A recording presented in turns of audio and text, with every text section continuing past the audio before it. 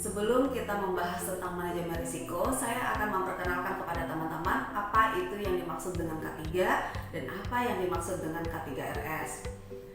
Seperti yang kita ketahui, K3 berdasarkan pengertiannya adalah keselamatan dan kesehatan kerja, di mana pengertian dan K3 ini diakui di dalam undang-undang di Indonesia yang memiliki simbol yang terdiri dari palang, kemudian ada roda gigi, dan kemudian 11 gerigi roda. Di mana semua simbol ini memiliki arti. Palang artinya bebas dari kecelakaan dan penyakit akibat kerja. Kemudian roda gigi itu berarti bekerja dengan kesegaran jasmani dan rohani, sehat dan sejahtera. Kemudian 11 gerigi roda yang mengartikan adalah adanya 11 bab dalam Undang-Undang Nomor 1 Tahun 70 tentang keselamatan kerja. Dan pengertian K3 itu sendiri adalah segala kegiatan untuk menjamin dan melindungi keselamatan dan kesehatan tenaga kerja melalui upaya pencegahan kecelakaan kerja dan penyakit akibat kerja. Sementara pengertian dari K3RS berdasarkan Permenkes nomor 66 tahun 2016, K3RS adalah segala kegiatan untuk menjamin dan melindungi keselamatan dan kesehatan bagi sumber daya manusia rumah sakit, baik pasien, pendamping pasien, pengunjung, dan maupun lingkungan rumah sakit melalui upaya pencegahan kecelakaan kerja dan penyakit akibat kerja.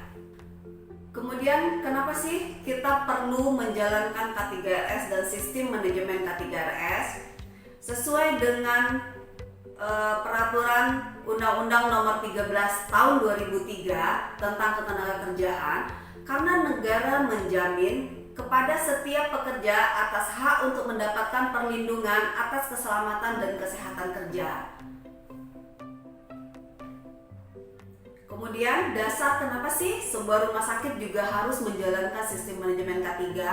Ini sesuai dengan amanat peraturan pemerintah nomor 5 tahun 2012, di mana pasal 5-nya mengatakan setiap perusahaan wajib menerapkan sistem manajemen K3 di perusahaannya. Dan ayat 2-nya mengatakan kewajiban sebagaimana dimaksud pada ayat 1 berlaku bagi perusahaan yang A. mempekerjakan pekerja atau buruh paling sedikit 100 orang, dan B. mempunyai tingkat potensi bahaya yang tinggi. Nah, dari pasal ini kita bisa menyimpulkan bahwa Rumah Sakit Awal Bros Batam yang memiliki lebih dari 100 orang tenaga kerja, maka wajib menerapkan sistem manajemen K3. Kemudian kita lihat lagi, ada Permenkes nomor 66 tahun 2016 pada pasal 3-nya mengatakan setiap rumah sakit wajib menyelenggarakan K3RS. Dan penyelenggaraan K3RS sebagaimana yang dimaksud pada ayat 1 meliputi membentuk dan mengembangkan sistem manajemen K3 rumah sakit dan menerapkan standar K3 rumah sakit. Nah, dari sini kita bisa menyimpulkan bahwa penerapan K3 itu merupakan suatu bentuk pemenuhan peraturan atau penaatan peraturan yang dilakukan oleh Rumah Sakit Awal Bros Batam terhadap peraturan-peraturan yang dikeluarkan oleh pemerintah dalam menjamin keselamatan dan kesehatan kerja.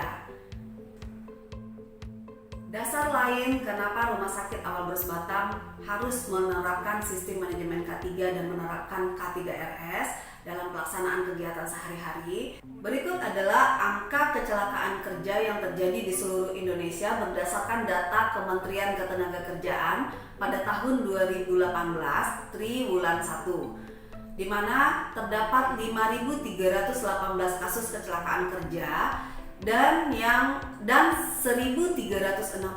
kasus dinyatakan sehat, 52 kasus dinyatakan cacat, dan 87 kasus dinyatakan meninggal. Kemudian ini adalah angka kecelakaan domestic injury yang terjadi di Rumah Sakit Awal Bros Batam pada tahun 2014 sampai 2018, di mana kasus domestic injury terjadi sebanyak 64 kasus, dan yang seperti kita lihat di sini kasus yang terbanyak dialami oleh para dokter.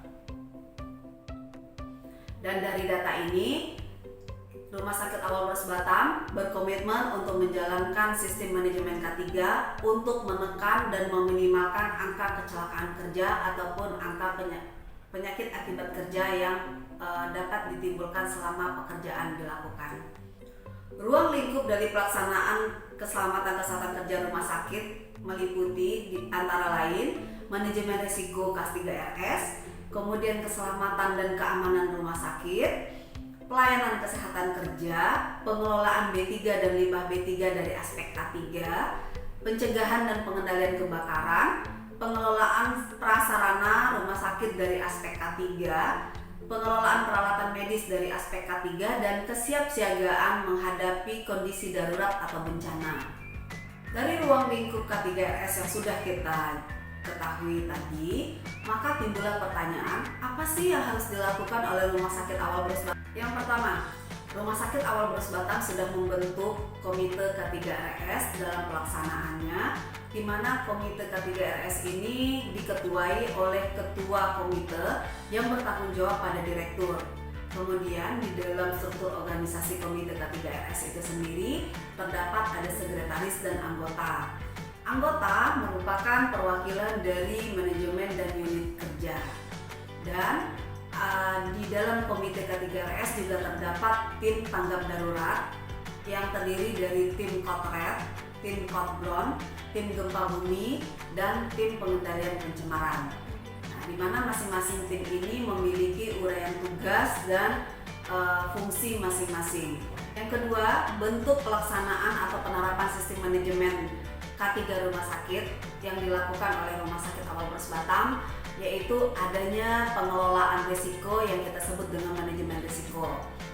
Seperti yang teman-teman lihat di slide ini, ada beberapa manajemen risiko yang sudah dilakukan oleh Rumah Sakit Awal Bros Batam.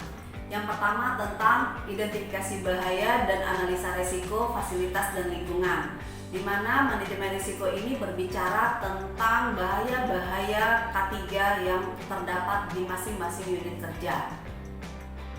Yang kedua adalah tentang tanggap darurat bencana atau risiko keadaan darurat yang biasa kita kenal dengan Hospital Safety Index. Selanjutnya adalah identifikasi aspek dampak lingkungan atau yang kita kenal dengan IADL. IADL ini berbicara tentang manajemen risiko terhadap bahaya pencemaran lingkungan. Dan kemudian ada Infection Control Risk Assessment atau yang kita kenal dengan ICRA. Ini merupakan manajemen risiko terhadap infeksi secara umum dan infeksi saat renovasi. Kemudian ada lagi manajemen risiko terkait dengan pengendalian bahaya selama renovasi dari aspek K3. Kita mengenalnya dengan PCRA atau Pre-Construction Risk Assessment. Dan yang terakhir ada yang kita kenal dengan istilah Risk Register. Ini merupakan manajemen risiko dalam mengendalikan kegagalan sistem dan layanan rumah sakit. Dari semua manajemen risiko yang sudah kita jelaskan di atas, maka dapat disimpulkan bahwa pengelolaan manajemen risiko yang dilakukan di Rumah Sakit Awal Bros Batam merupakan satu siklus yang berkesinambungan yang terdiri dari persiapan, kemudian ada identifikasi bahaya potensial, kemudian penilaian faktor resiko, ada evaluasi resiko dan pengendalian resiko. Dan tentunya ini semua dilakukan monitor, review, dan dikomunikasikan dan dikonsultasikan dengan semua tim dan pihak terkait. Setelah kita melakukan identifikasi risiko, maka kita dapat melakukan pengendalian risiko untuk meminimalkan risiko. Dan pengendalian risiko yang kita lakukan itu bisa kita sebut dengan hierarki pengendalian risiko, di mana hierarki pengendalian risiko ini terdiri dari yang pertama adalah eliminasi. Eliminasi merupakan bentuk menghilangkan semua jenis penyebab risiko yang dapat menimbulkan penyakit akibat kerja ataupun kecelakaan kerja. Yang kedua, dengan cara substitusi. Substitusi adalah mengganti hal-hal yang dapat menyebabkan penyakit akibat kerja dan kecelakaan kerja selama proses pekerjaan dilakukan. Yang ketiga, dengan cara rekayasa teknik. Rekayasa teknik ini contohnya adalah seperti kita memasang alat peredam kebisingan sehingga dampak dari kebisingan itu bisa dikurangi pada pekerja. Kemudian kita juga bisa lakukan seperti administratif kontrol. Administratif kontrol ini contohnya seperti mengatur jadwal dinas, kemudian mengatur jam kerja sehingga petugas-petugas yang harusnya terpapar yang bisa menyebabkan risiko penyakit akibat kerja atau kecelakaan kerja bisa dihindarkan. Dan pengendalian terakhir yang dapat kita lakukan adalah dengan menggunakan APD. Berikut adalah contoh-contoh bahaya-bahaya yang dapat kita temukan di rumah sakit yang bisa menyebabkan adanya kecelakaan kerja dan penyakit akibat kerja. Yang pertama bisa kita lihat ada bahaya fisik di situ, ada bahaya kimia, ada bahaya biologi, bahaya ergonomi, ada bahaya psikososial, ada bahaya mekanik, bahaya listrik, kemudian ada kecelakaan dan bahaya dari limbah rumah sakit. Demikian materi pengantar keselamatan kesehatan kerja rumah sakit dan manajemen risiko yang ada di Rumah Sakit Awal Plus Batam. Dan untuk materi yang lebih fokus kita akan bahas pada kesempatan berikutnya. Terima kasih untuk semua perhatiannya.